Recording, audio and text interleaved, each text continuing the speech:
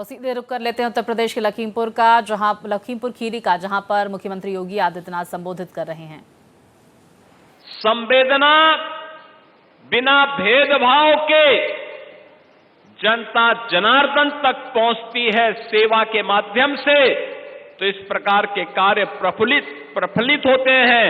और आज ये सभी कार्य जिनमें योजनाओं का लाभ भी है, भौमिक अधिकार भी है और विकास की परियोजनाओं का लाभ भी आपको प्राप्त हो रहा है, ये उसी संवेदना को सेवा में बदलने का परिणाम आप सबके सामने आ रहा है। मैं इसके लिए आप सभी को हृदय से अभिनंदन करता हूं, अपनी शुभकामनाएं देता हूं।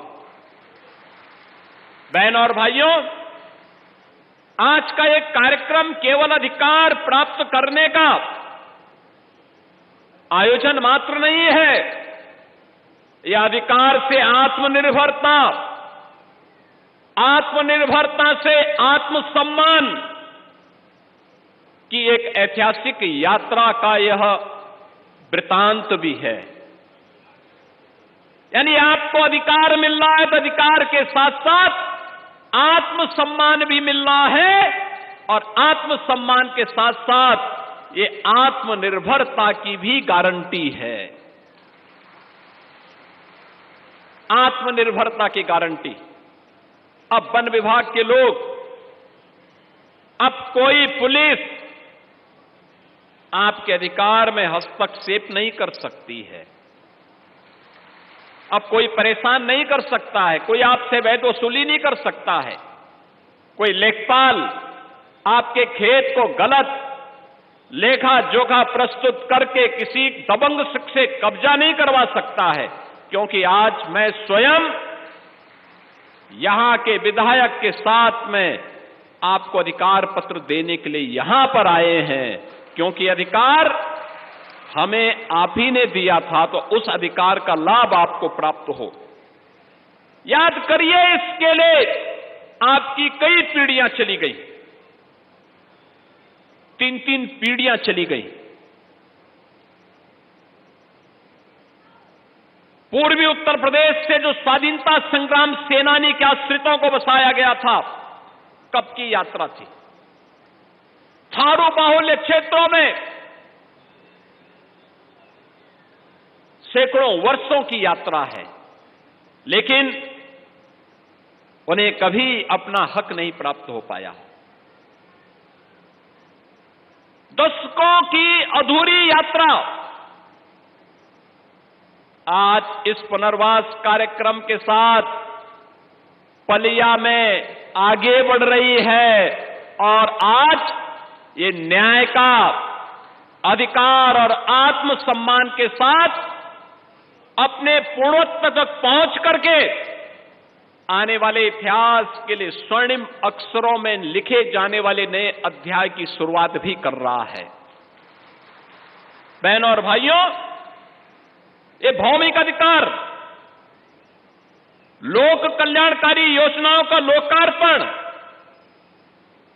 शिलान्यास का यह क्षण, जब सरकार के बीच में, जनता और सरकार के बीच में विश्वास का सेतु बनता है, तो वही विश्वास अधिकार बनकर के आपके जमीनी धरातल पर उतरता है और आज हम पलिया में वही दृश्य देख रहे हैं। बहनों और भाइयों, इस भूमि का गौरव और पहचान है चंदन चौकी। चंदन चौकी, जहां वनवासी संस्कृति की जड़ें, उसका स्वाभिमान की ऊंचाई और तराई की उर्वरता, ये तीनों एक साथ फलती फूलती है। याद करिए, चंदन चौकी और उसके आसपास जो दर्जनों थारू बाहुल्य थारू गांव है,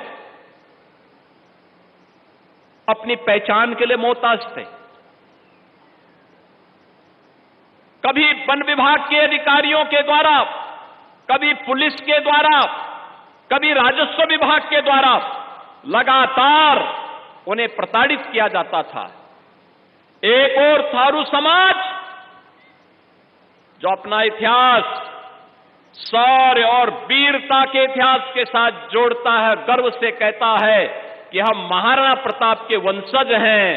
एक तरफ हमारा थारू समाज गौरव से कहता है कि हमारे पूर्वजों ने महाराणा प्रताप के साथ मिलकर के हल्दी घाटी के युद्ध में योगदान दिया था, और दूसरी तरफ वो अपनी पहचान के लिए मोहताज था। यहां पर